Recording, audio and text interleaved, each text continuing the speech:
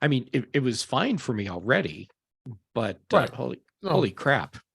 yeah, I it was was. not Yeah. expecting the volume to just suddenly be that much higher. Yeah. I'm a rocker. I've never turned anything down ever. I was going to say. God, I have to keep turning it down even more. Wow. It's crazy. So I found this. I found that shortcut called Toot. Did you guys see that? That can the little post to both Twitter and Oh yeah, I heard about Mastodon. that on what's it called? The MacBook Weekly. Upgrade. No upgrade. Okay. Mhm. Yeah, it's not. You can do multiple accounts with Mastodon, but you can't with Twitter. So I'm using a Stream Deck tweet, so I could just that's easier. But at least the shortcut now, I can have both in touch and my Mastodon. You know, hadn't thought about it until just now, but I set up IFT to Right. to do my cross posting, and it's not difficult to make IFT work with Mastodon, even though Mastodon doesn't officially support it. Right. So that's an option too. I've never really dabbled in that. Probably need to. You probably do. I got into IFT a long time ago when I was trying to creatively set up a way to control a window air conditioner that that was basically on, off, high, low. And I used IFT, a Wemo switch, and data from it was probably Weather Channel, because at the time, I mean, seriously, to be able to come up with a system to make this work in an apartment built in 1903. Right. So I was doing it based on outdoors air temperature, because I knew if the temperature reached a certain point outdoors, that there was no way that I could do anything to cool down the inside without an air conditioner. So it would trigger on that way. Anyhow, you can do some weird, crazy stuff with IFT. I feel like we all did this 2 hours ago. We did. I don't know. Hey, What Patrice, show is this? thanks for I can being- tell it's not the same show because Patrice didn't have that color lighting in the background. Well, it's simply no. I had it. It's just darker.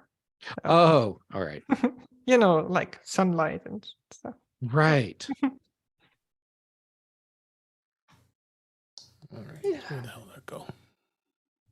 But Jeff, when you were talking about like the temperature outside and inside, I have the same thing here. Like in the summer, if I don't open the window like really early in the morning when it's still cool outside, and then close them, close them and also close the shades and everything. Even then, it still heats up in here. There's no way to get the heat out. We don't have ACs here, so rare at least that you have that. Yeah. Yeah, and well, what I've done in previous years, a window air conditioner in the living room here in my office and one in the bedroom, and when I got an Ecobee, that totally made it so much easier to manage the Wemo switches. Yeah. This year, since my new lease, or my lease on the new place starts on June 12th, so I'll be in the process of moving out. I put an air conditioner in the bedroom window a couple days ago, so that at least at night it'll be bearable. And what I'm doing in the meantime is I've got all the blinds and curtains closed, and I have a fan like one of the tower fans sitting outside my bedroom door so that Oh. it can pull air from the air conditioner down the hall. And then in the living room, I have a window fan that's set to exhaust. So I have a, well, it's like a cave, a somewhat manageable setup. Yeah. Because putting air conditioners in all the windows, everything that goes along with that, I don't want to have to do that Yeah. for a couple weeks. I couldn't even do that here. Like, I mean, I have one of those like floor air conditioning units that like just has a hose that you can put out of the window. Even that is not ideal because I mean we have those like European style windows that like swing open. Yeah. So how do you seal around that? Exactly. There is like a thing you can put in your window that does some little bit of sealing, but it's like, I mean, it's like a plastic wrap basically. So it still heats up and it's still not like fully isolated and stuff. So it's not ideal. As I said, and like places here just don't have air conditioning. But my new place has something. It's not an AC, but it's basically the heated floors that like newer places have. Like in the winter, really nice. You can switch that over in the summer to cooling, so it cools the floor. Nice. It's not like it's not dramatic the difference. That's but like it's like a couple degrees, which is usually like 5 degrees or something. It's usually Celsius. It's usually enough. What do they call it? A heat well? Not heat sink, but it's like heat well, where. So what they're probably doing, since it's cool water in the pipes, it's probably going down underground where the heat's radiating out of the pipes into the ground and then back up. So we have the cooler. Kind of. So this is a central system. So the local utility company in Vienna. And actually here in Linz, they have it too, but it's like mostly office buildings have it these days. Like newer buildings might get it. But this is basically a central system, and they use a heat pump basically to remove the warmth from the water. And that works that way. It's really crazy, and it's super, super efficient. Like it doesn't need a lot of energy. And they do it somehow in conjunction with like burning trash and stuff. Interesting. So it's super, like they're super efficient. As I said, it's not like a full-on AC where you can go from, I don't know, 130 degrees Fahrenheit down to, I don't know, 60 if you wanted to, if you have it running long enough and everything's isolated, whatever. It doesn't do that. But it's enough that it cools down your place enough. And I mean, the building is new and quite efficient. It's like fully isolated. It has shades on the outside, so like heat doesn't even come in and off that. So this is kind of good enough for that. Nice. It's really, really interesting idea. Central cooling, basically central cooling. Like that's very cool. Yeah, and instead in the winter it's the opposite. Like we have basically, I get all my heat from like some other government utility. No, not government, like utility company. We don't have a burner in the house or anything like that. I have a feeling my my utility bills will drop dramatically when I move, because where I am, I mean, 1903, and it's insulated from 1903, and it's single pane glass for all the windows. There's no UV protection at all. It's the original window frames, so air does blow in around them. And the big trees that were kind of around the place have all been cut down because there was some sort of virus that was jumping from the trees, and so they had to start chopping down these trees even if they weren't sick to keep it from spreading. So there's like no shade, and I'm on the top floor. Yeah, So, I mean, it gets so hot in here. The new place is new. Well, I think it's like 5 years old. So well insulated, proper Mm. windows. Mhm. Yeah. Yeah, reminds me of my place in Phoenix. I mean, there was like under the front door, there was like a gap this big. Oh my God. Okay, like forget it. Like, I had an apartment like that once, and it was crazy because it was a garden level apartment, mhm, yeah, which is basically a basement, mhm. and the These vents are entrance. great. They're cool usually. Well, except there was a lot of other problems. Being Okay. being on that level was very problematic on Mm, so many ways. But yeah, there's a gap like this below that door. yeah, it's like okay, forget it. Like heating, cooling. Like, Yeah, I had to get a big towel and roll it up and mhm, put it that's along what the I did. bottom of the door. Mhm. And But there even was that is never good enough. Like no, it's it's better not. than nothing. But yeah, as I said, and then single pane glass and everything. So like the AC was, I mean, like in the summer, like $350 a month AC bill for the house, and I kept it like not super cool, like whatever. So it Oh, was like my, 76, 77, like Fahrenheit, something like that. Mhm. my AC is bad here too. So up here in the upper level where I'm Mhm. doing this recording, it's always warm in the summer. I have to have fans running. Mhm. It just this house was built in what 57, so Mhm. Mm. it does. The vents are horrible. It's a Yeah, baseboard not built for vents. for climate change or anything. Yeah, so it's soup. Yeah. So it gets warm here in the summer. Then you go down to the basement, which I want to watch my curved Mhm. TV. It's like an Mhm. ice box down there. Mhm. You should move your office to the basement. Yeah, should. But then in the winter, it's cold down there. That'd be cold. Yeah, I should. Yeah. Mm, Okay, I'm ready. I got Yeah. all the social medias taken Let's care go. of. Mhm. And we can do our thing here. Let me get the audio hijack running. Hijack that audio.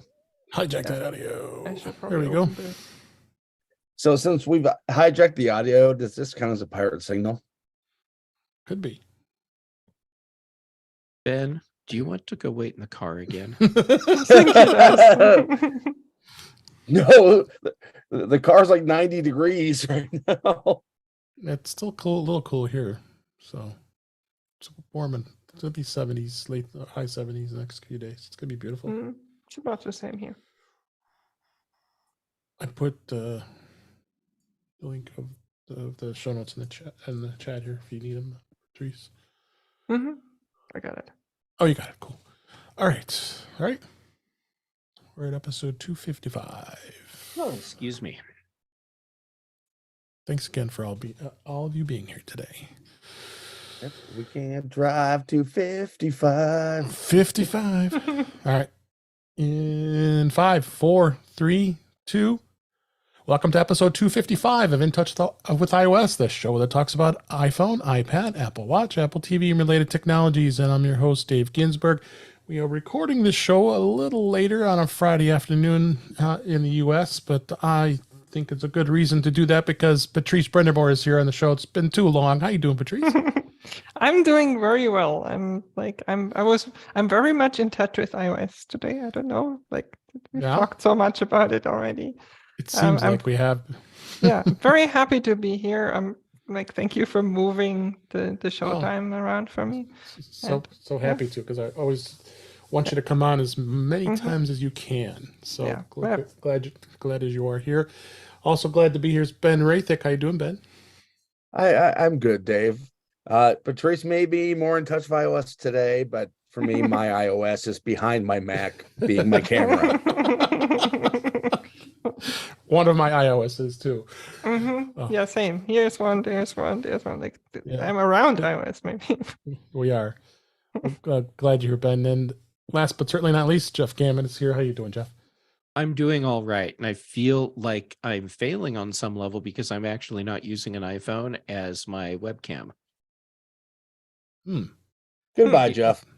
I Kind know. of. Now I have to go wait in the car. Yes.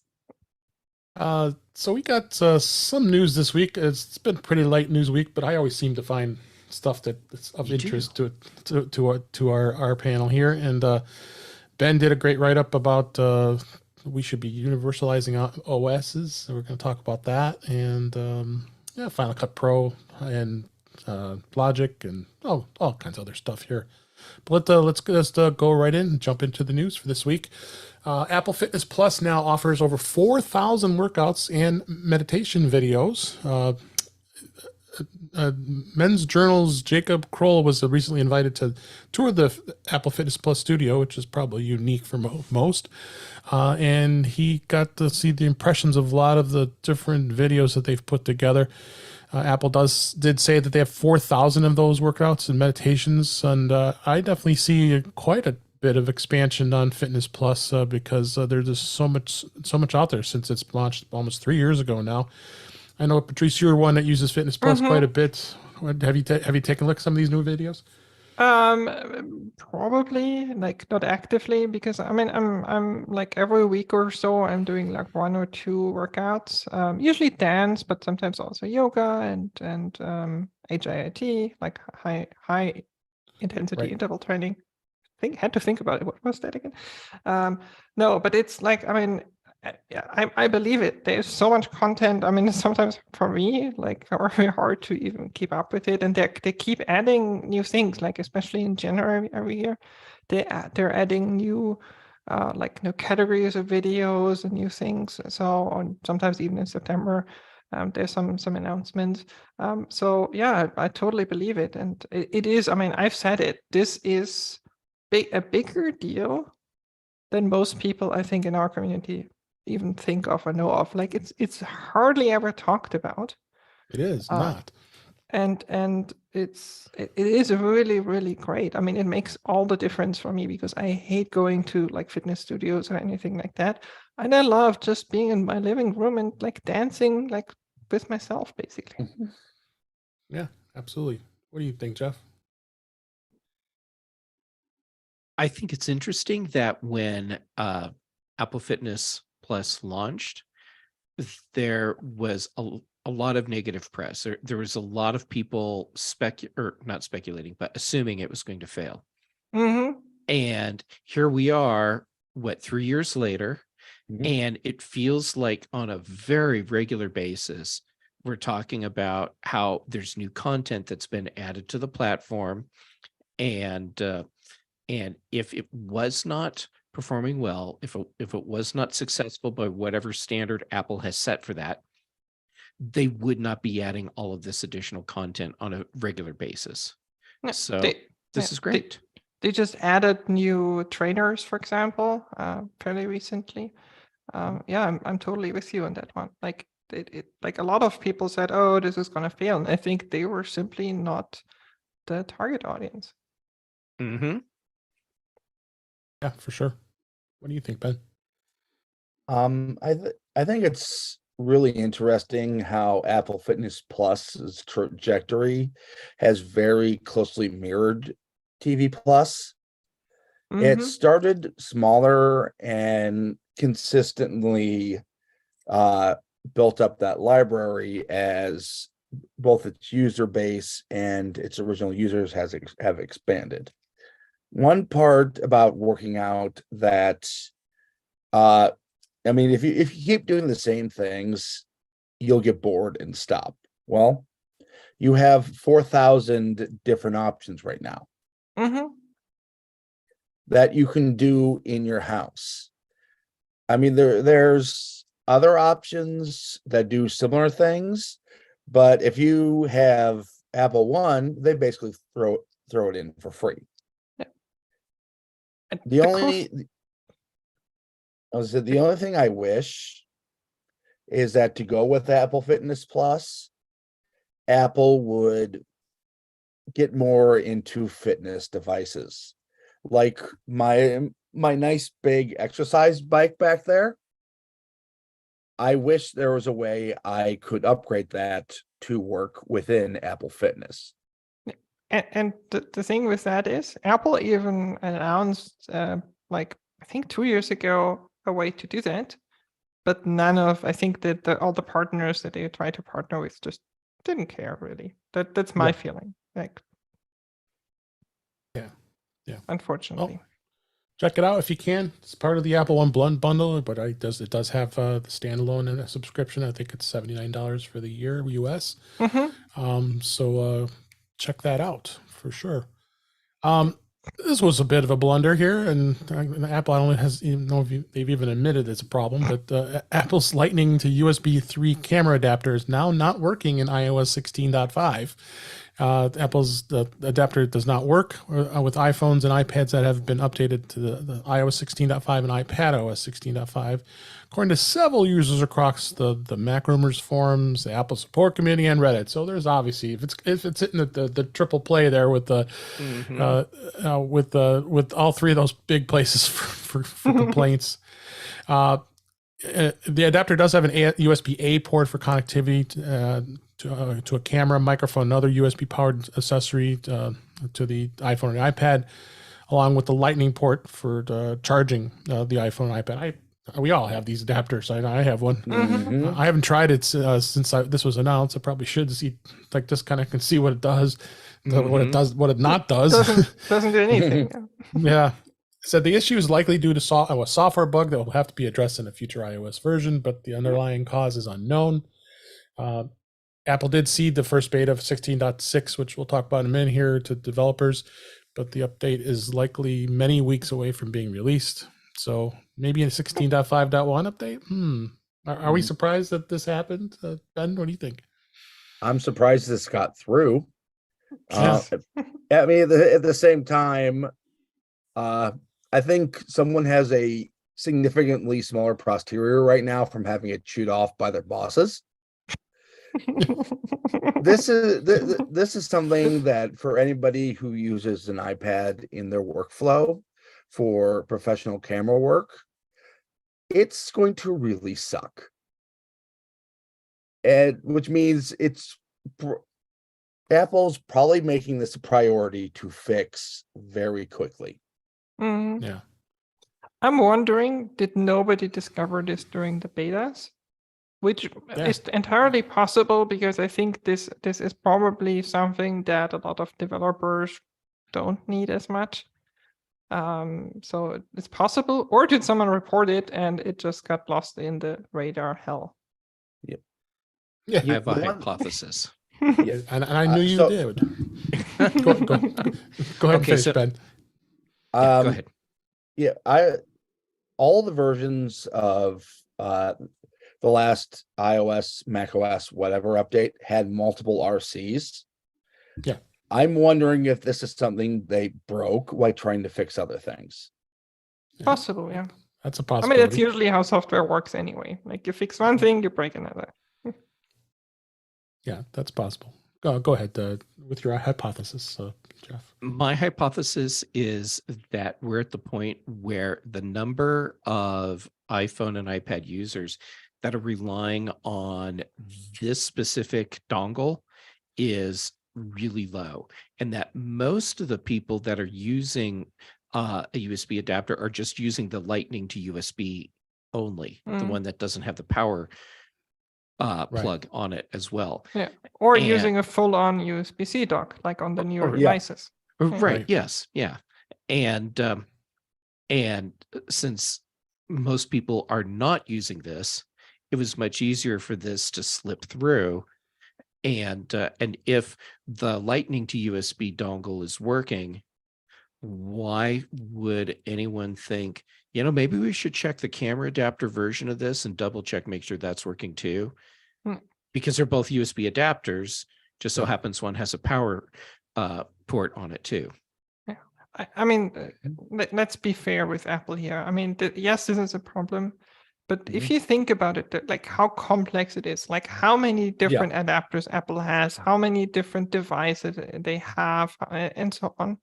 It is a nightmare to test this. I mean, could they have found it? Yes. Should they have? Probably also yes. But I mean, as someone who works in development, I totally understand the complexity. Well, I still underestimate the complexity probably, but I still understand it. Yeah. Well, could they, and there's so many older adapters out there. Let's face it. I mean, we all have a bin of them. I mean, I've got stuff going back my to God, 30 right? pin, 30 pin days. I still have those laying around. So not those are of any use anymore. But you also could think about too, Apple does release firmware upgrades. They did release firmware upgrades for the MagSafe cable.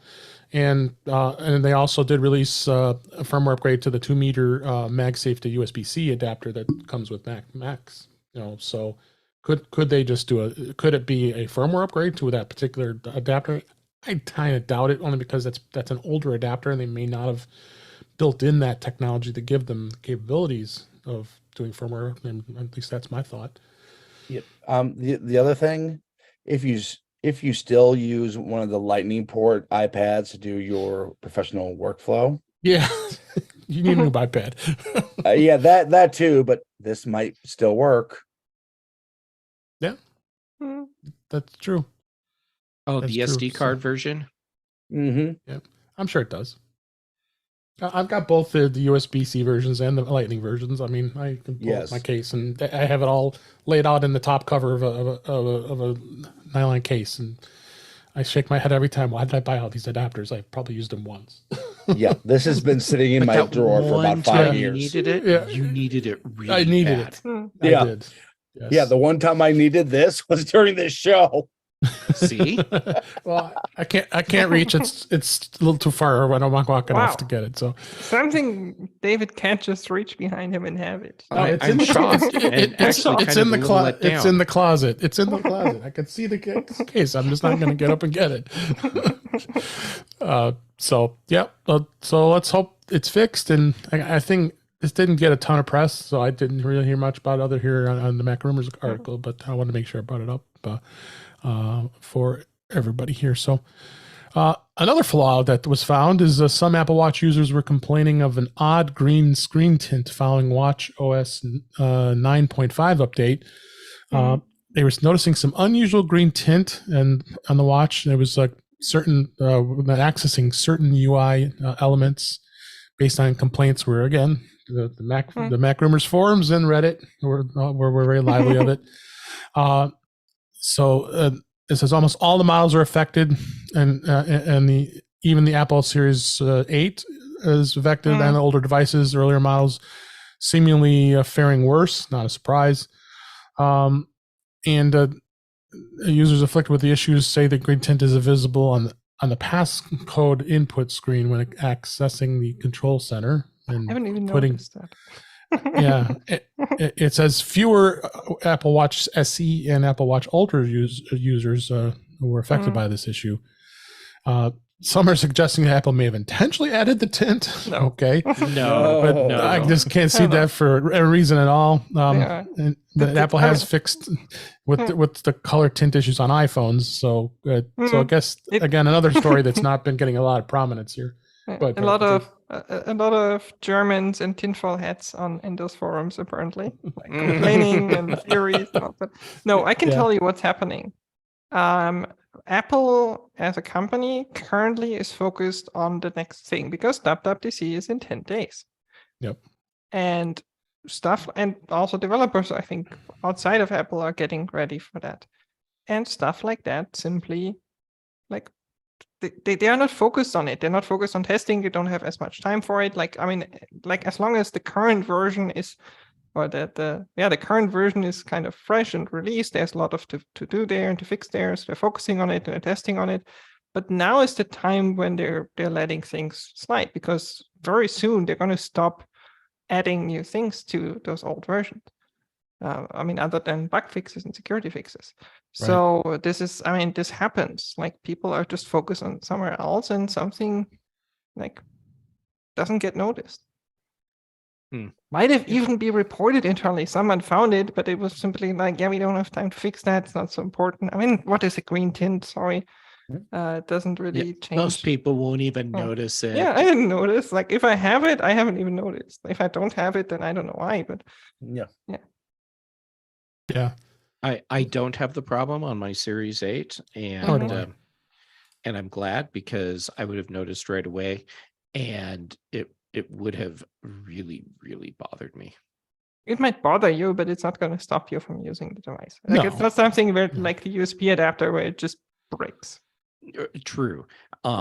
Everyone else would be really annoyed because I would be complaining loudly on every show.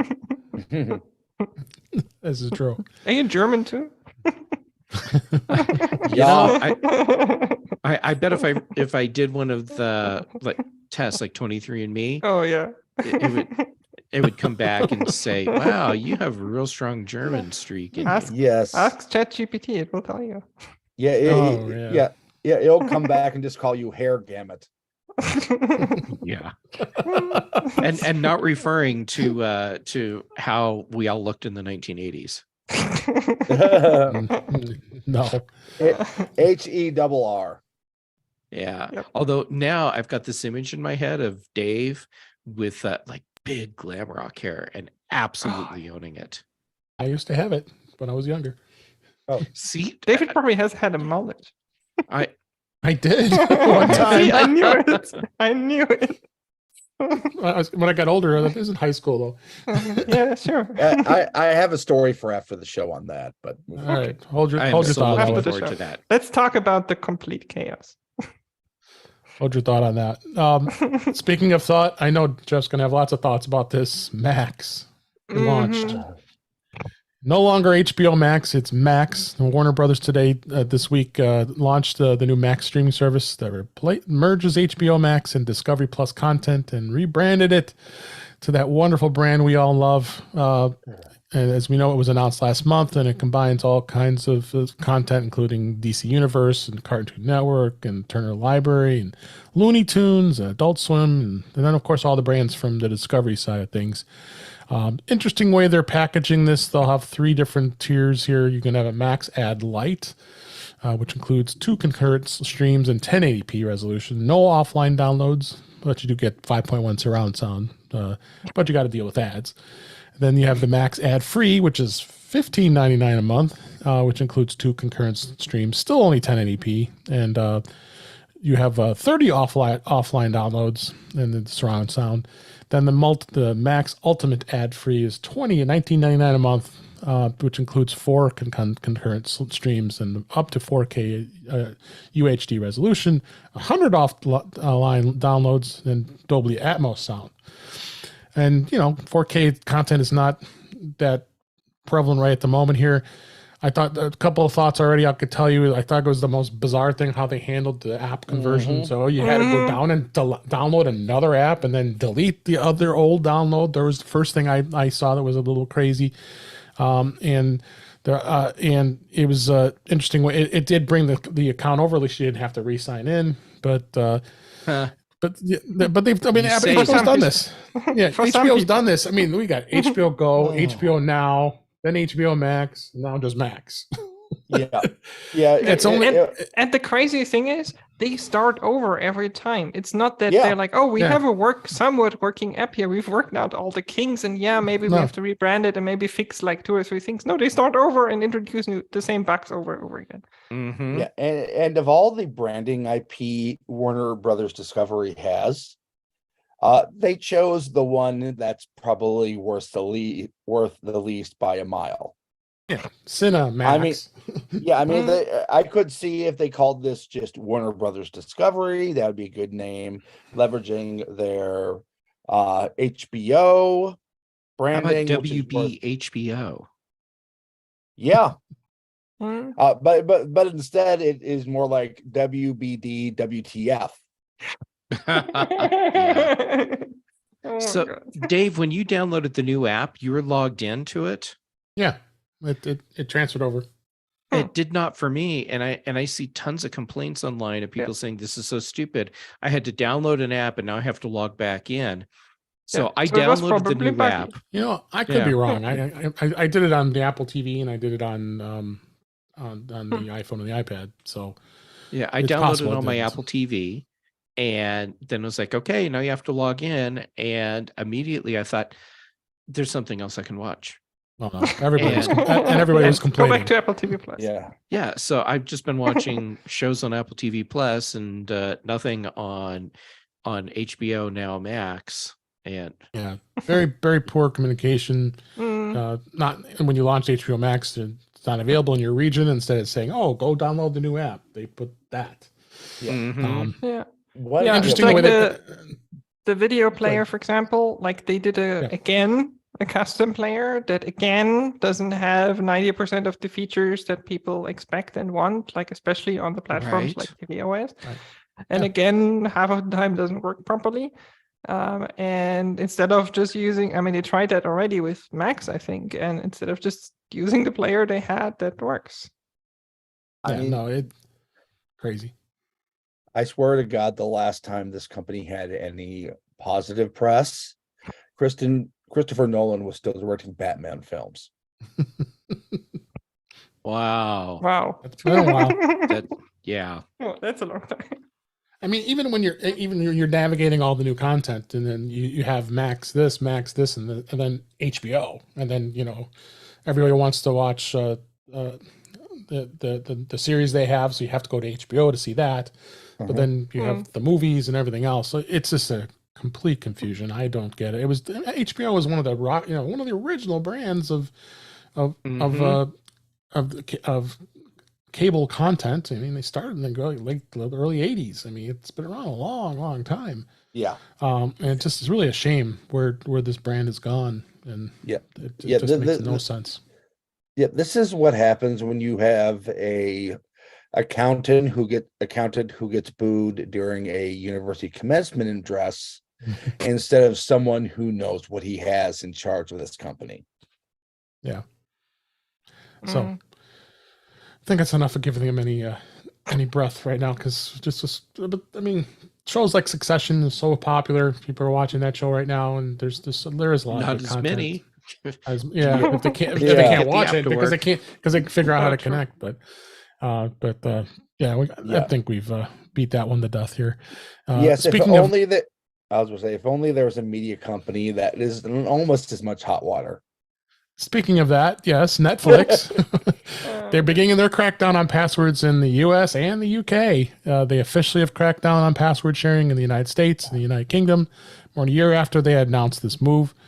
And they explained in the US and UK websites how viewers who share their accounts passwords or outside the household would be affected. And additional costs there would be, the whole spiel. They want you to buy another account for that person to then stop sharing your password. There were some good examples. A good example, I didn't have this, it isn't in this article, but here's a parent that has kids going to college, and why should they pay for another Netflix account for them when they can easily use that when they're at their college dorm room? I don't think that's fair. Yeah. I think there's a lot of unhappy people, and I would be at all surprised that Netflix is going to start seeing some reduction in subscriptions. By the way, they're also cracking down in Europe, because I saw the news also in Austria. UK, they said. But it's not just UK. Like Austria, I'm guessing Germany and so on as well. Like everywhere else, it's like interesting. Yeah. Here's what I did in response to this. I was previously on the UHD tier. Well, I cut that back to just what Netflix, T-Mobile gives me for free. Right. If it's going to be people in different houses, and we do have people in different houses on our cellular plan, why be paying for more stuff that we will have to pay even more to get? Potentially, if we decide to actually use it. Number two, right? How exactly does Netflix determine what the main household is? Exactly. I have a good example. My wife is a part owner of a summer home now. She has been for many years. She owns that home. I'm married to her. It's our family. We should have the right to go to that home, which is on obviously in a different IP address, and be able to watch Netflix. Why can't we do that? So there's so many exceptions to this beyond the blatant sharing of your password with like a friend or somebody who lives 1,000 miles away or or whatever. I understand that, but there's going to be a lot of cases like what I just mentioned that have that. The same thing with college. You know, why can't their son or daughter be able to use their Netflix account while they're in college? Yep. Why should they? They're already paying tens of thousands of dollars in tuition for going to college as it is. I mean, my God. Yeah. And I mean, the other thing on this, Netflix already makes it very difficult for an Apple user to find content. Yeah. Oh, yeah. It's impossible to find stuff on there. I go in there all the time. Yeah. Like, I want to watch something. Oh, I got to navigate all over the place to try to find something that interests me. Yeah. I mean, anybody who's integrated in Up Next, I remember their content before Netflix. Yeah. Because you can find Yeah.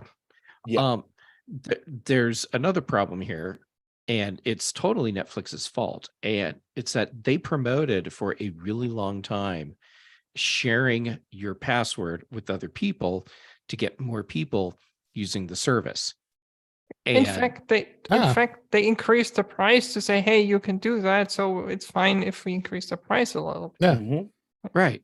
And now we have this situation or scenario, and it's causing a lot of people, at least a lot of people that I've seen online, to complain, saying this is ridiculous that Netflix won't let me share my password. Now, on one hand, I totally get how ridiculous that sounds, because it's like, why shouldn't everyone that's using it pay for it? But on the other hand, Netflix created this. Yeah. I mean, the thing is, you're paying already per parallel stream. So there's a limited number of parallel streams that you can watch. So that means usually parallel people that can watch. And I just checked on the Netflix site. It's even more complicated. Because on the standard plan, that is, I think, $12.99 or something like that. I'm in the US. I'm on the Austrian side, so I should probably switch to the US. But like, you can only add one extra member. So if you have two kids and they're in like college or something, you can only add one of them, or they have to again share the password. And on the premium plan, which is $19.99. Okay, so $15.49 for the standard and $19.99 for the premium plan. You can add two.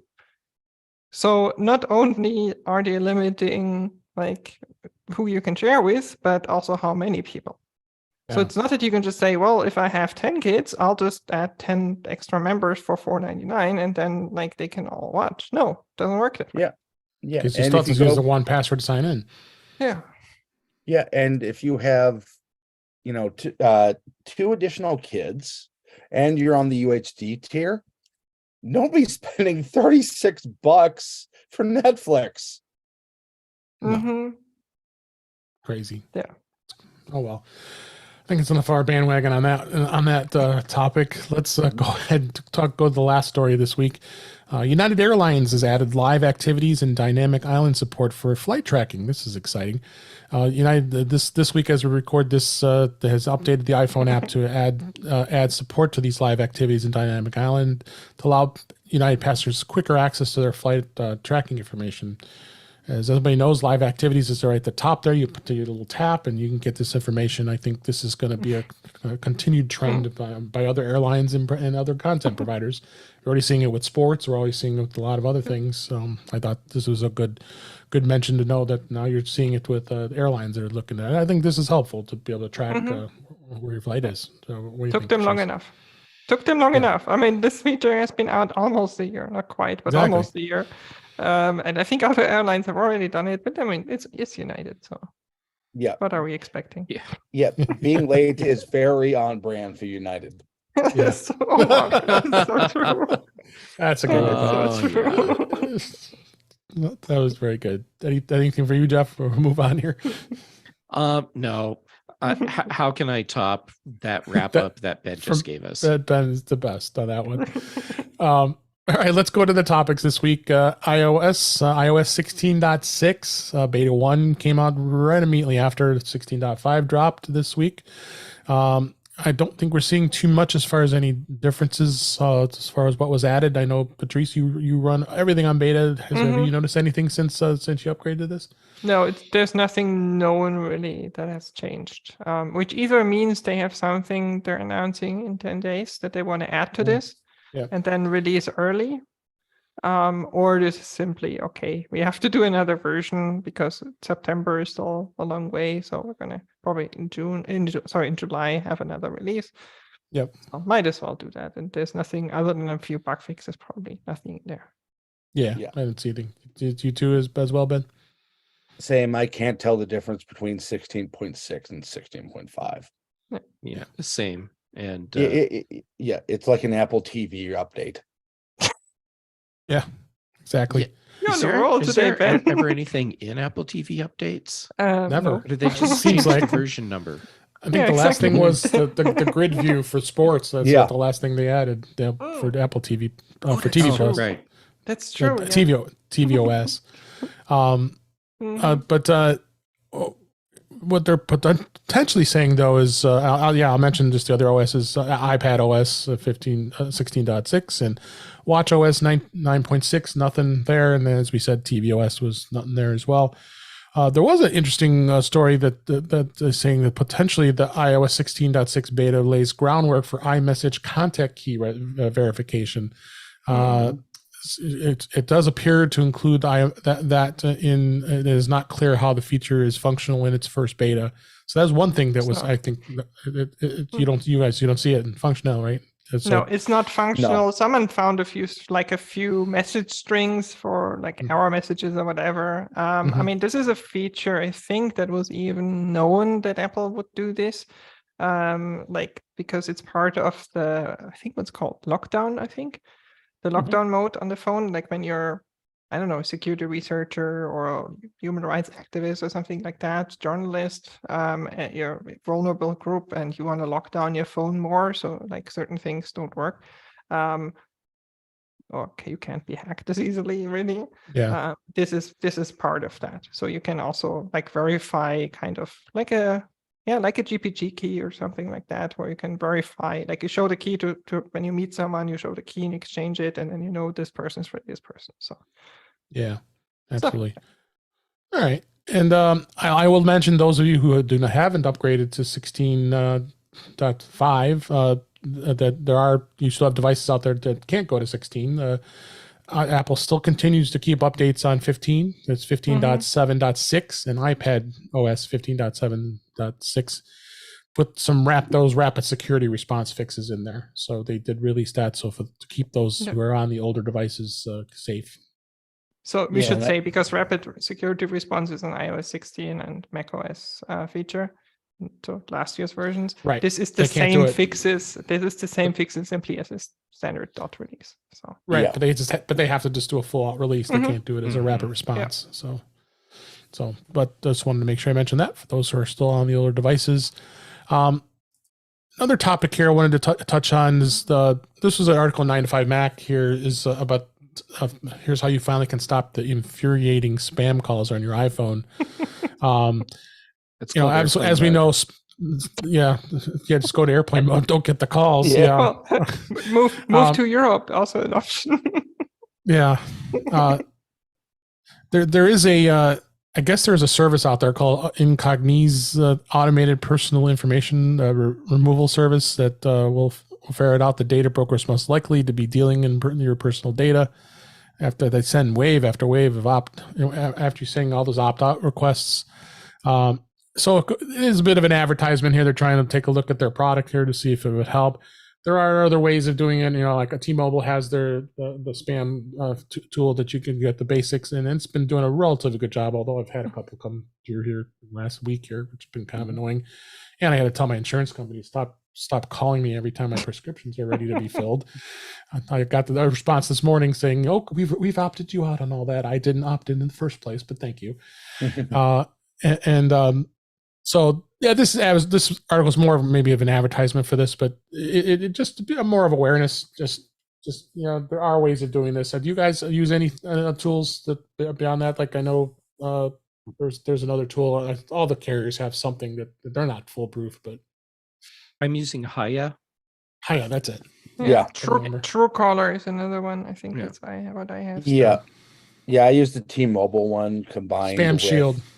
Yeah, Mhm. Spam Shield combined with if I don't know you, you're going to voicemail. Yeah. Yes. Yeah. So I'm looking at the Incogni process Mhm. On their website.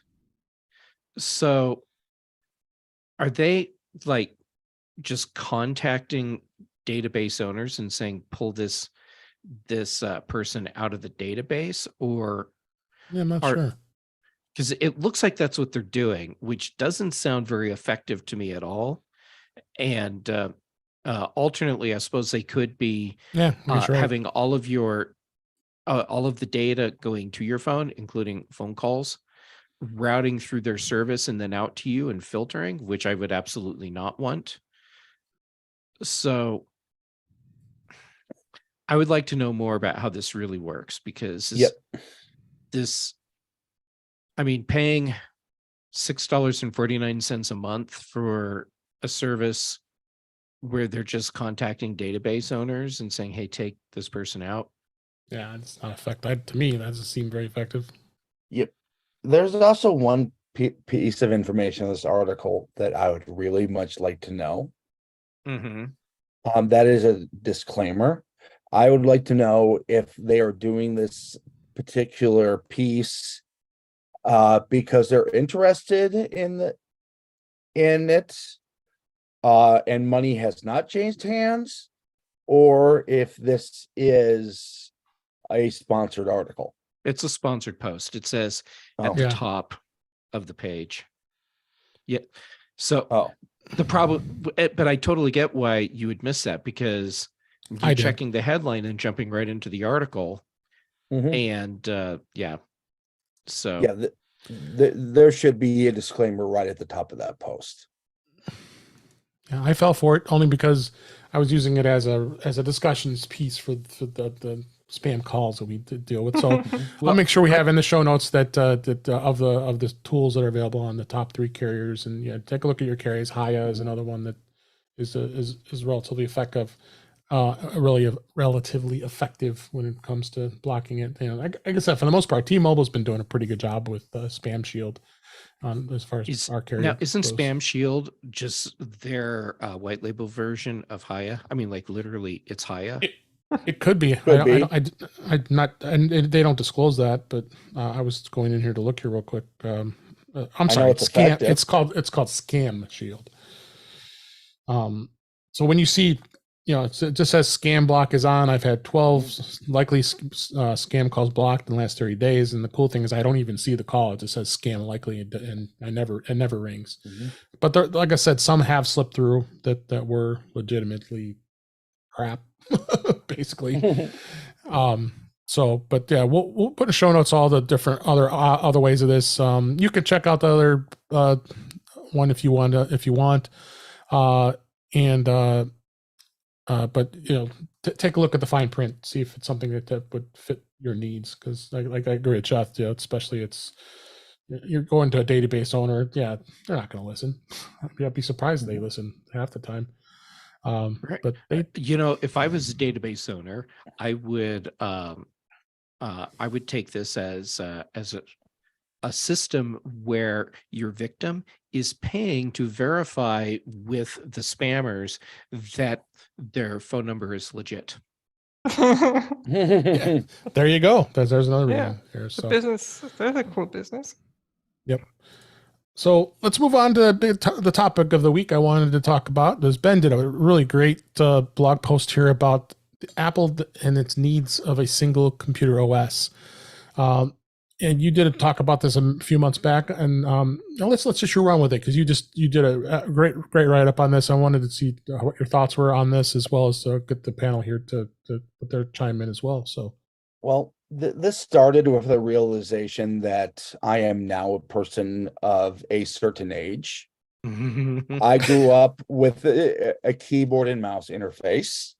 Yep. I prefer a keyboard and mouse to a controller by doing first-person shooters. And being either, either late Gen X, early millennial. I did not grow up the same way that later millennial and Gen Z did. They have grown up almost entirely in a touch-based world. Yes. We have a brand new versions of Final Cut and Logic that is designed for their world. I actually watched iJustine's review of Final Cut Pro right before this. And there's a lot of stuff that makes absolute sense in there. What doesn't make sense is we have basically two competing lines of computer from Apple. We have one that is completely keyboard and mouse based, can only do things one way. Then we have the iPad, which can do things both ways, but has software limitations, but is using the same hardware as the MacBook Air. I mean, this arrangement made a lot of sense when we were mostly talking about my generation using computers. The iPad was basically an enlarged iPhone, and there hadn't been really any inroads. I mean, basically, you didn't consider the iPad a computer. Right now, from a hardware perspective, the iPad Air and the iPad Pro can do everything hardware-wise that a Mac can. The 10th generation iPad, let's be honest, is more powerful than a lot of Intel-based Macs that are still supported in Ventura. Yet, to basically, as Final Cut has showed it right now, to have the full list of capabilities that Apple's platforms are capable of, you have to have two different devices. This is undoubtedly putting a strain on Apple's internal developments, since they have to support these two completely separate hardware tracks. This is putting strain on developers who, in many instances, will choose between iPad and the Mac. And when you can use an iPad app on your Apple Silicon Macs, it's usually not optimized, despite it being relatively easy to optimize it. We're getting to a point where we're doing things a certain way only because that's the way they have done it. And the fact that Microsoft, who has tried to merge things, hasn't done it right. Quite frankly, the iPad OS interface works better for touch than Windows. It's actually pretty good keyboard and mouse. And to be perfectly honest, if they were to integrate the iPad OS version of Control Center in Mac, the difference between a keyboard and mouse interface and a touch interface could probably be switched between in about 2 seconds. I mean, the fact that on the iPad OS you don't have to have hardware you can use a software OS jog wheel very easily to get into clips. We're not using, a lot of us aren't using these giant monitors anymore, and it really doesn't take that much effort to touch my screen. I mean, if the question remains, if Apple was to do this right now, would they consider the iPad and the Mac two different machines? And to be perfectly honest, I don't think they should anymore. I think they should be working wholeheartedly to be towards making a computer OS. Does this work for all iPads? No. The old home button iPads, this definitely doesn't work for.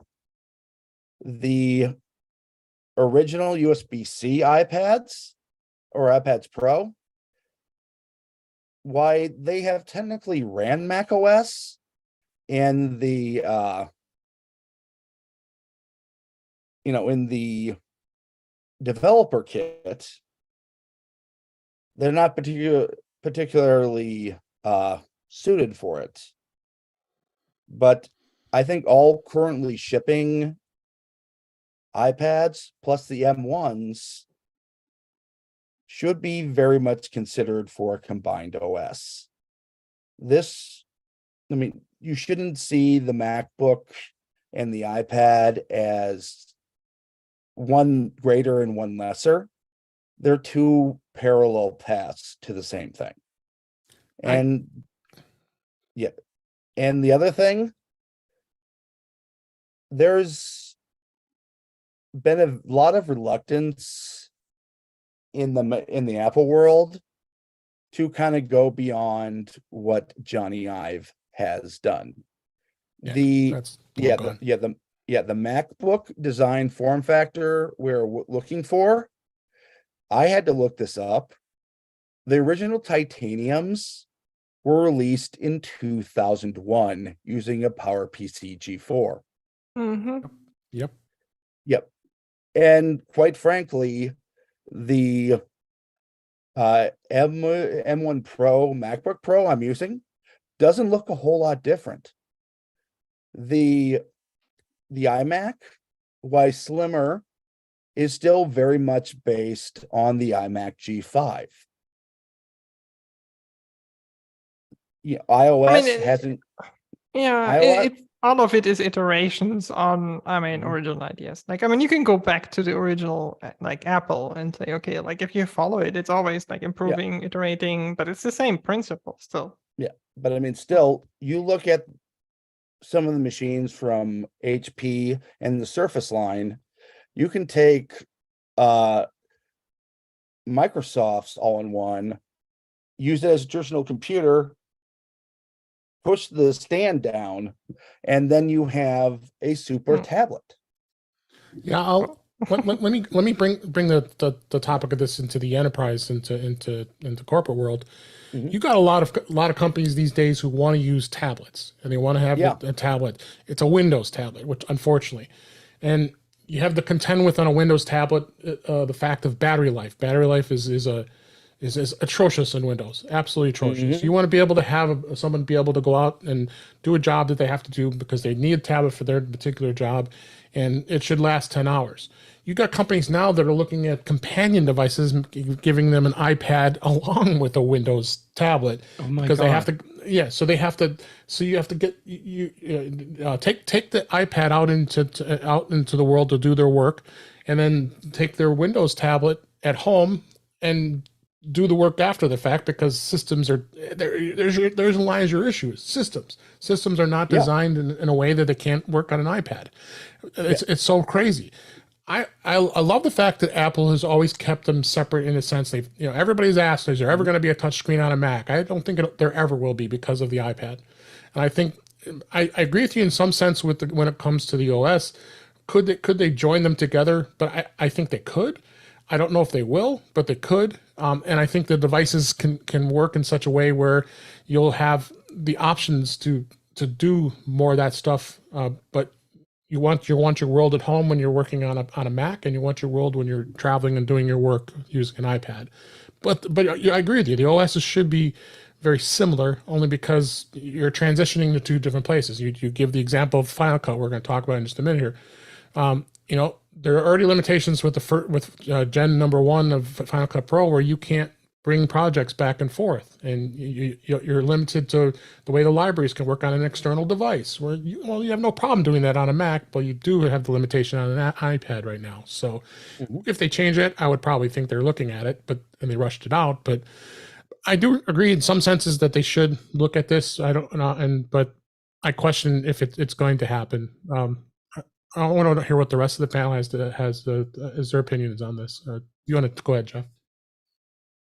Well, okay. I like the idea of Apple doing something that's unified, something that is different from what they're doing now, and not change for the sake of change sake. Wow, that was a really messed up sentence. But more like looking towards the future and setting us up for where they're taking us with hardware. And I do like that right now what we have is a system where with iOS and iPadOS, Apple is designing for touch first. And on macOS, it's designed for keyboard and mouse, for a hardware input device first. Unlike Windows, which has always been hardware input device, and they also let you do a touch thing, and it doesn't work very elegantly. So what form does that take?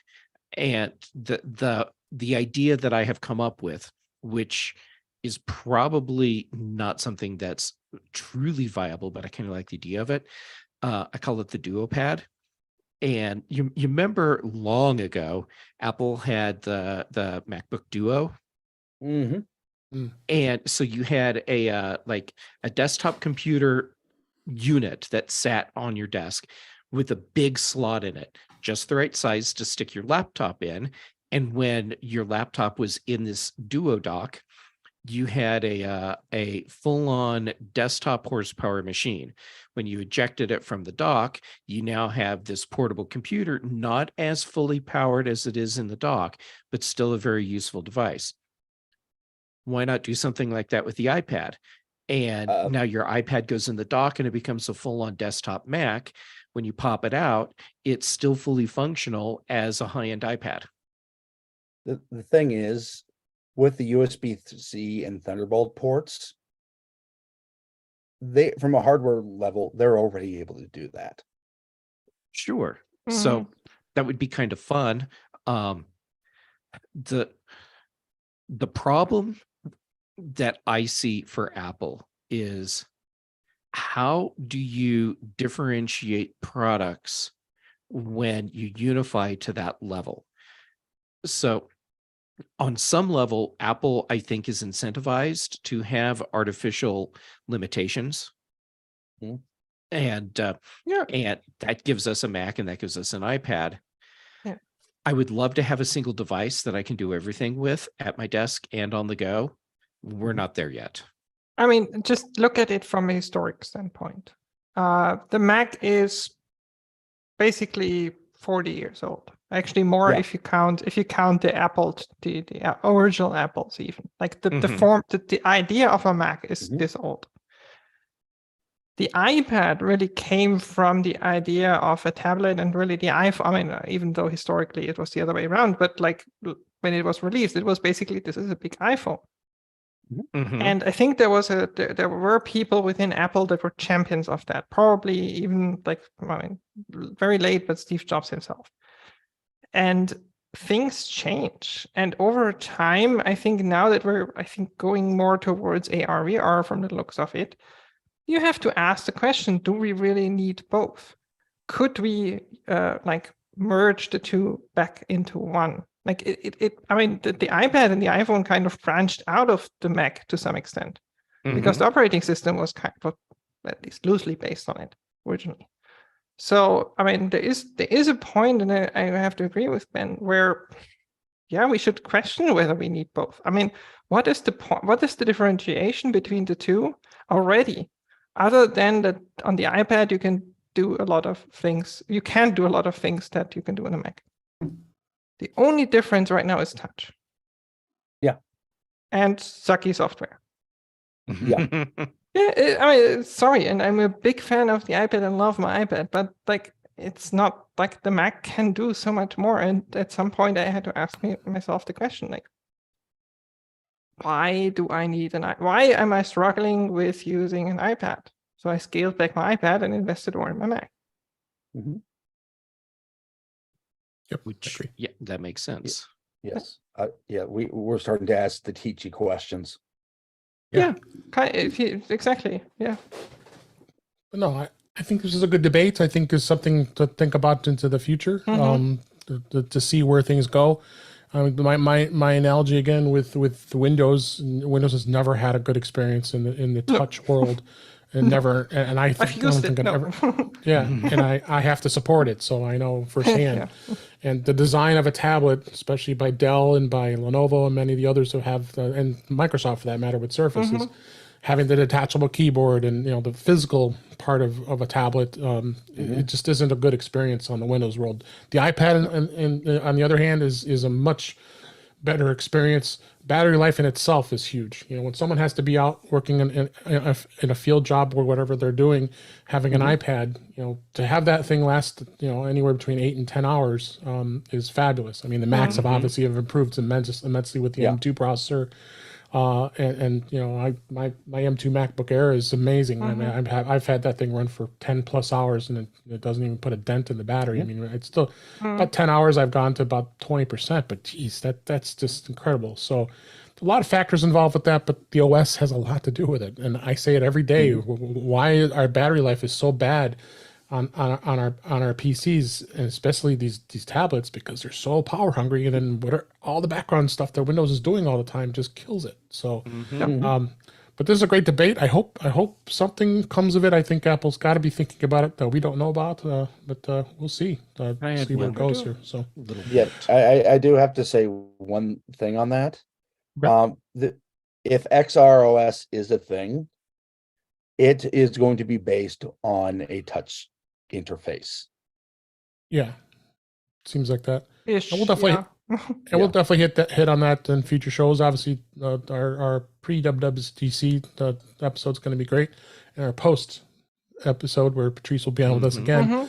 It's going to be some good discussion. Let's hold it off to those next two shows here. So I want to hit two more topics here before we have to wrap up here. We're getting a little over on time here. I wanted to, I know as we all know, pretty much everybody should know, Final Cut Pro for the iPad and Logic Pro for the iPad were released this week. I did download it. I did start the trial. The great thing about it is you have a 30-day free trial, which you can try it out. You don't have to be stuck buying it. But honestly, the price is not that expensive. I mean, they're charging you, if you want to do it for the whole year, it's $49 for each app, and or you can go $4.99 a month and you just do it monthly if you need to use it just for months at a time. That's the nice thing about the subscription. I mean, yeah, granted, I know all the people are complaining about this because they've paid for Logic Pro and they've paid for Final Cut Pro on the Mac for years and paid one price and they've had it for years. But I think the way Apple set this up, I think was smart. A couple caveats I'll jump on. Specifically Logic. Logic is a great program for musicians. It's not, if you're a podcaster and you want to do it for podcast editing, I don't think it's going to be. It's very wonky. Ferrite Pro is probably is a much better alternative on the iPad. And even Jason Sell talked about this past week on Mac Break Weekly. He was able to finally talk about it because he had it in his hands for a month prior, so he was on embargo until he could talk about it. So he did make that mention. Yeah, this is not, and he's a big Ferrite user, and it's clunky at best. So it's good for musicians. I think that's, if musicians have been using it, and that's what Logic always has been aimed at. Definitely check it out. Final Cut Pro it's got some good things on it so far. I haven't done a lot of editing with it as of yet, but it does have a great interface. I've seen some good things with it, and I know we've at least you and I, Ben, have watched iJustine's review on it, and I think it's a good start. I think it has a bit of ways to go when it comes to being more robust than it already is. The file management, I think, is kind of a bummer. If you want, these iPads, you got to have an M1 or higher to use the Final Cut Pro as it is anyway. Whereas Logic, you can get away with a A12 or higher. You have to be able to use an external drive. I mean, these files get enormous, and people don't want to invest for a 1 terabyte, 2 terabyte iPad. It just breaks your bank by having to have that much storage on an iPad.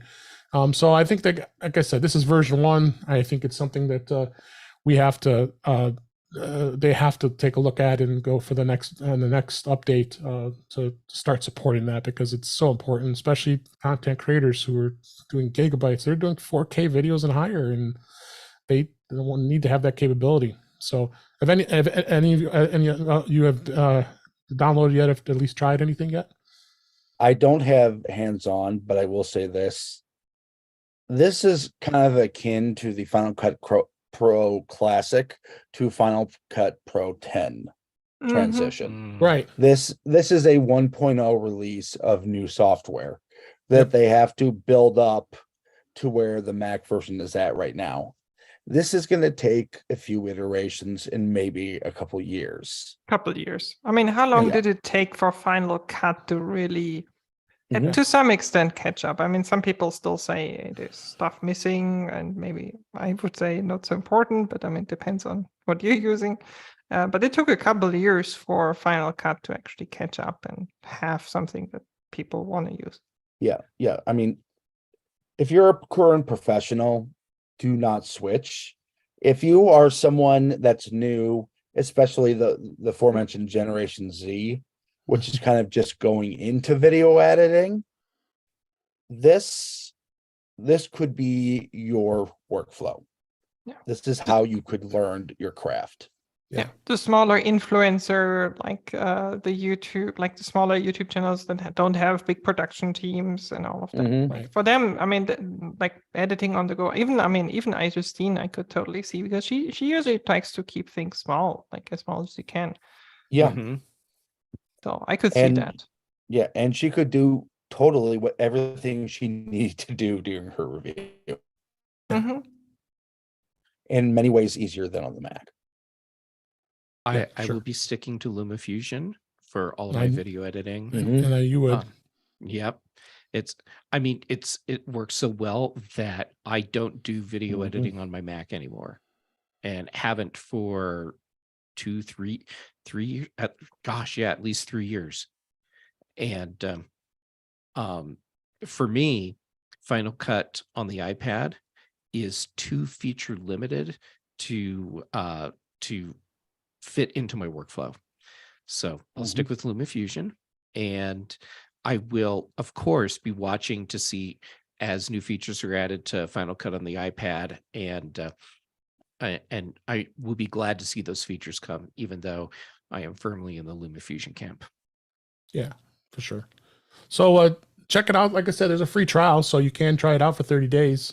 So if it's something you like, I'm glad Apple did that. So it makes it super easy. That's how subscriptions can work. They're very easy to start a trial and check it out. If you want to keep it, go with the $5 month plan for a few months. See how you like it, and that applies to both Final Cut Pro and Logic Pro on that. So, one last topic I wanted to hit on here. Thanks for your good input on that topic. Here is I don't know if everybody's aware of this new service that's going out as far as an ultimate free TV upgrade. I thought it was interesting to see. It's a site called Telly, Telly. You go to freetelly.com, and of course, all links will be in the show notes. You're getting basically what you do is you sign up for a free TV, and your first question is, what's the catch? There's got to be a catch. Because there's always a catch. No one's going to give you a free TV for absolutely nothing. But this intrigues me because of the way they're going about it. What it is it's a TV that's going to have it's 4K. It's got HDR theater display. It's like 55-inch TV. 55-inch TV. It's a dual screen, and why I call it dual screen is that the second screen, as if you could expect, is going to have advertising. But it does have, it's going to have a sports ticker. It's going to have your stock ticker. You can put all kinds of other stuff. You can customize it. You are able to do things with it as far as that customizations go. Of course, they're going to be looking at your watching habits, and they'll probably tailor ads to that. But it's not obtrusive. It's right at the bottom of the TV, so it's not too bad. This is a full TV. Usually. That's what they say. Yet. Well, it's we'll like see. in their terms of service, they actually say when you're not using the TV, they can show you ads on the full thing. So like when you're not in whatever, you're watching something, like if you're just in, I don't know, the browsing thing and you're not navigating, they can actually do a full screen ad. Yeah, because you do have the capabilities of using it as you can hook up your Apple TV, you can hook up a Roku to it, you can hook up anything to it. It's like any other TV. They're banking on you're right. They are banking on the fact that you can do that. And it's basically they're calling it a smart screen, but you got to also think about, you aren't, it isn't in your face on other TVs that have smart TV capabilities, which is pretty much every TV these days. They're watching for what you do too when you're using their services. So you got to have to think about it. Is your privacy that important that you're worried about the data to not have a TV like this? I know some people might jump on it because they want to have a TV like this and to have a free TV is an incentive. I can see two kind of groups for that might be interested in that. One is businesses, especially hotels. Exactly. For them, like a free TV, like sure shows ads, but who cares? Anyway, nobody's actively watching all that much. The data doesn't matter. They're just running random things. Like for them, probably a good idea. And the other one is probably teenagers or like college kids that just have the TV running in the background while they're doing other things, and they really don't care about like what's on it. Right. And and don't have the money as well. So like a free TV, like sign me up. You wonder on the business side of things because I don't think Telly is going to give away TV to a business because the business is in the profit to make money. They probably they could for do it. partnerships. Yes. I might see. Yeah, could do that. Yeah. I said, but they would be interested. I'll also mention this. It does include you are going to get a free Chromecast and a Google TV adapter. It's got 3 HDMI inputs, so and the over-the-air tuner built into it. So they really are going all on this, and I'm sure they're getting an insane good cost on it. They're starting with 500,000 TVs to give away at first here. But I thought this was interesting. I signed up. I don't know, hey, it's a free TV. I'll check it out. It's not going to hurt to try it. And my wife already says, where are you going to put this thing? Exactly. In the basement. I was wondering about that. Yeah, well, in the basement next to the other big TV, right? There you go. Second Okay, TV. For me, the problem that I would have with a television like this, discounting the fact that I have an extra screen, they can control ads even when I'm not watching and stuff like that. I don't want a television that connects to the internet or requires an internet connection at all. And that's because I have a television and an Apple TV. And I do everything from my Apple TV. So I don't even need a smart television, which means that when my Sony Bravia from, I want to say like 2014, 2011, something like that, when that eventually dies, I will have an issue with trying to find a TV that does not require me to have an internet connection to be able to use. You can disable it. Yeah. And I mean, right now there are televisions that you can buy where you can disable the internet connection part. And just don't connect it. Yeah, just don't connect it. Yeah, don't put it on exactly. But some televisions, and I believe Samsung is making some of these, they will not function unless you give them an internet connection. Yeah, then there's so you turn on your TV for the first time, and that's it. Until you give it internet access, it's done.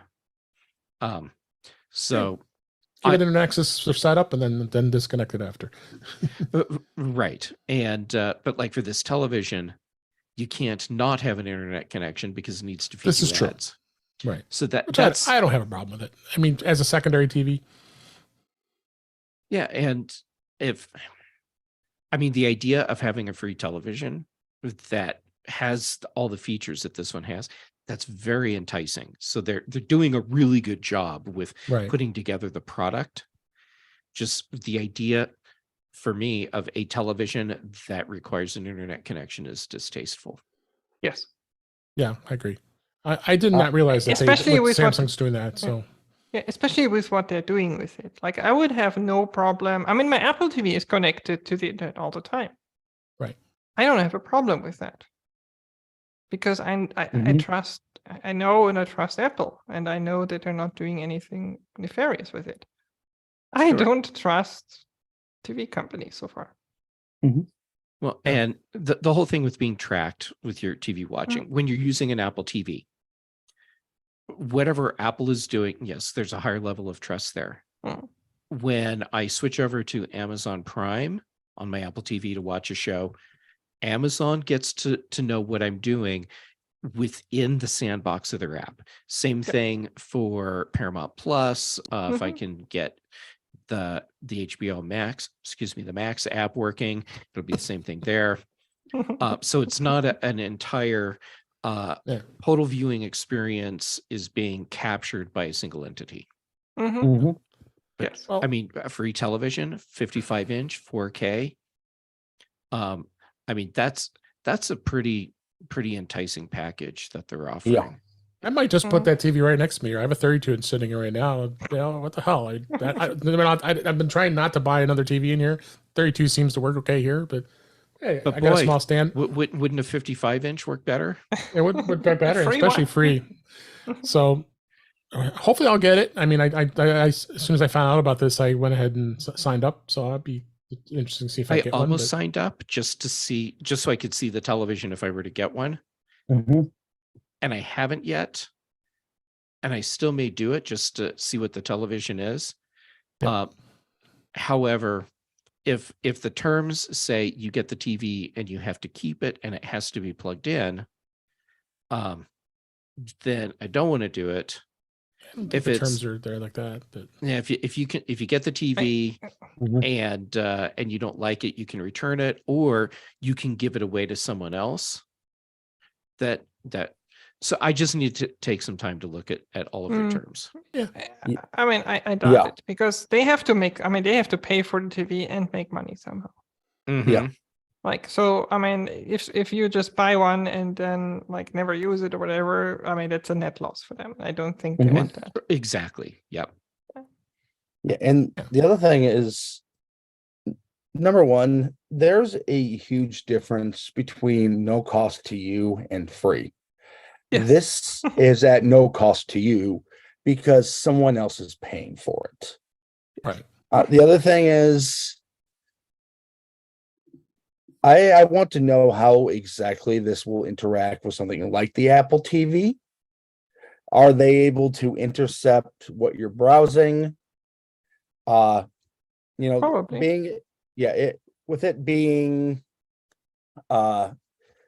Being constantly connected does not bother me because, well, I run everything through my Apple TV anyway. And quite frankly, having a sports ticker at the bottom there I might actually consider somewhat informative. But I want to know if this thing can hijack my viewing experience from my Apple TV just to serve me more ads. On the bottom screen it would. I don't think it would on the primary screen. Yeah. I'm going to finish signing up for it just because I'm interested. Yeah, that's the way I did it too. So yeah, check it out. I think it's something interesting. I have all the links in the show notes. So there's also a Life Hacker article about do you want to risk your privacy? I mean, they've got some points there, and ZDNet also had a good write up about it too. So you include that in the show notes. And any last thoughts? So how long before other television manufacturers decide they're going to do second screen TVs and start selling those? Oh, they're watching this. I'm sure they are. Yeah. What is it now? May? 5 months. Yeah. Okay, we'll see so how in time for successful the this is. holiday buying season. Exactly. Correct. Yeah. Hello, CES 2024. No, Yeah. that's too late. They're gonna That's do too it for Christmas. If Yeah, this because- works and it's popular, and it from the marketing perspective, it's already working. Mhm. Oh yeah, people jumped on it. Yeah. I mean, that's the other thing we haven't talked about. This could just be a marketing thing. Yeah. It could be. So Mhm. we'll have some things to talk about in the future once we get the TVs in our hands and Yes, we find out more will. about this. Yeah, And we'll cover it. Go ahead, last thought, Ben. I was gonna say, they're definitely marketing to the right people, because the people that are apt to know about telly are usually the people they can get a lot of data from, because we're very tech savvy. All right, I think we had a great show this week. I knew we would. And before we wrap up, I want to make sure I mention MacStock 7. It is 56 days away. I can't believe it. It's as we record this, 56 days. As we've talked about a number of times, it's an absolutely great conference. I'll be speaking there. I've spoke at that conference. It'll be my 7th of the in-person years. And it's great. The topic for conversation for us is learn. So each of us is going to be doing a topic on surrounding that topic. It's July 22nd, 23rd. They recently changed the venue. It is now at the. I have to bring this up. I have to remember here. It's at the it's at the Stage Left Cafe, which is right in the heart of downtown Woodstock, and that's where they filmed Groundhog Day. So that everybody knows the town square. It's actually adorable, cute place to be, and all kinds of great. It's a brick cobblestone road that's within the square. It's really an old time feel. It's a lot of fun to be there. It's a much more cozier venue than the previous venue was. So that's why we had moved it, and right by Mike Potter's office, literally you can walk right across down the half block to go to this location. So it is a cool place. Parking is ample. It's going to be easy to park. Many of you be traveling from other locations, but I want you to check it out. And speakers, which I said, including myself, Jeff Gammon is going to be there. Wally Czerzinski, Dave Hamilton's going to be speaking. They're also going to do Mackie Gab Live there, which is kind of cool. Chuck Joyner, Allison Sheridan, and Brittany Smith. Her first appearance there is going to be great. It's going to be great to finally meet her in person. A lot of friends, and you find a lot of times you make a lot of good friends at these conferences. It's so cozy and fun, and networking is great, and you get to meet people and that you have never met before, as well as you see people you've seen before. So come check it out. It's going to be a lot of fun. It's not too terribly expensive. You got a 2-day event here. It's about $299, but any conferences that you go to, it's not too terribly expensive. So come check it out. It's at macstockconferenceandexpo.com. We'd love to have you join us. Tickets are starting to probably get a little limited. They got hotel blocks assigned away for those who are going to travel. But come check it out. I think it's going to be a lot of fun, and we'd hope to see you. It's going to be the first time we've seen each other. I counting last year, because we were still a little bit of a limit, but first time it's going to be a full out conference, and everybody will be there. So it'll be great to see you. So yeah, and if you're flying in, you're within walking distance from a metro station. Yep, there's the metro station's not too far away, so you could take the train downtown and get you back to the city, because some people like to stay. Also, don't forget Barry Falk's going to have his Midwest Mac barbecue. He's bringing that back after 7 years, I think. Yeah, he had the first year, and we've had different locations after that. But yeah, he's opening his home to everybody. But you have to go to the website, click the link, and request the invite. as long as you know anybody at MacStock, we're going to be more than welcome. There might even be a wine tasting there too. So it's a lot of fun. Barry's awesome. You know, we might even do a podcast or two. Who knows? I'm tempted to do that. Like just keep that tradition going. Now that I've been last time we were there, I wasn't a podcaster yet, so now I might be able to do it. So we get some episodes, get some fun. That would be so much fun if we get to do that. I'm gonna definitely try to do that. So come check us out. We'd love to see you. And with that, let's go ahead and wrap up for this week. That's a wrap for this week. Please send your comments, questions, and suggestions to our email address, which is feedback@intouchwithios.com. You can follow us on Twitter @intouchwithios. You also can follow us on Mastodon and ITWIOS on techhangout.social, which is Patrice's Mastodon instance. Which you can, if you know her, she might even let you in. So go check out that.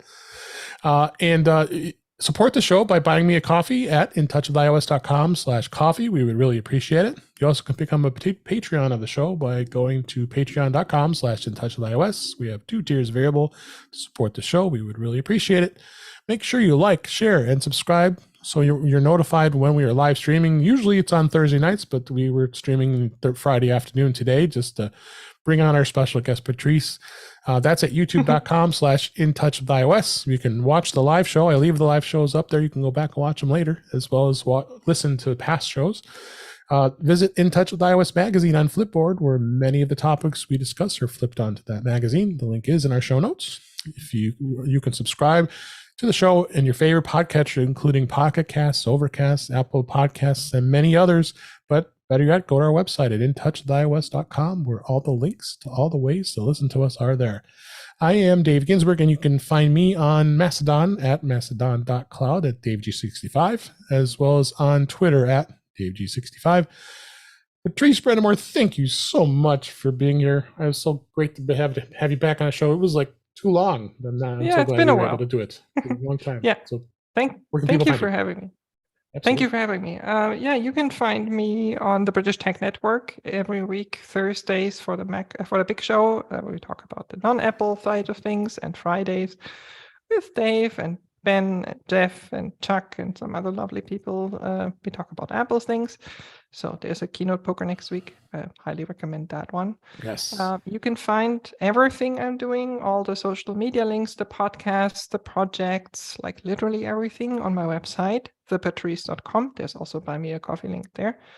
And if you are into food-related stories and memories, I have a podcast called Foodie Flashback, where I interview like really interesting people. I'm going to interview Ben as well. Everybody else, I think, I've already done. And it's just really a really cool thing to learn about people's stories around food and all of that. And techhangout.social is my Mastodon instance. If you know me, if you can reach out to me, if you know someone who knows me, it's also fine. And you're looking for an instance, you can join that. Excellent. Thanks. Ben Rathick, thank you for being here as well. Where can people find you? Well, Dave, you can find me at Ben Rathick on your social media of choice, my website, rathick.tech. And you can find me Tuesday on Chuck Joyner's Mac Voices, Thursday and Friday on the British British Tech Network for the Big and Mac shows. And thankfully, right now, you can find me on the weekend. Yay! Thanks, Ben. And last but certainly not least, Jeff Gamet. Always a pleasure having you here. Where can people find you? You can find me on Mastodon and Instagram, basically all the socials, as Jay Gamet, but Mastodon and Instagram. That's where I'm actually posting stuff right now. Then for shows, how about Tuesdays on Chuck Joyner's Mac Voices Live, then on Thursdays on your In Touch with iOS, although we're doing it Friday today. Mm-hmm. Then for the British Tech Network, you have what is it? The Big Show that's on Thursdays. and the Mac show that's on Fridays. And Right. then also the Context Machine Brain, Chaffin and I do that. And so we'll be recording another episode again, probably later today. And I think that's it. Great. Thank you. Thanks for being here. We're going to have 2 great shows coming up the next couple weeks. Next week will be a pre-WWDC discussion. And then Patrice will be back on June 9th. That'll be the recap of WWDC. That's going to be a great show. I hope you can look forward to the next 2 weeks of shows here.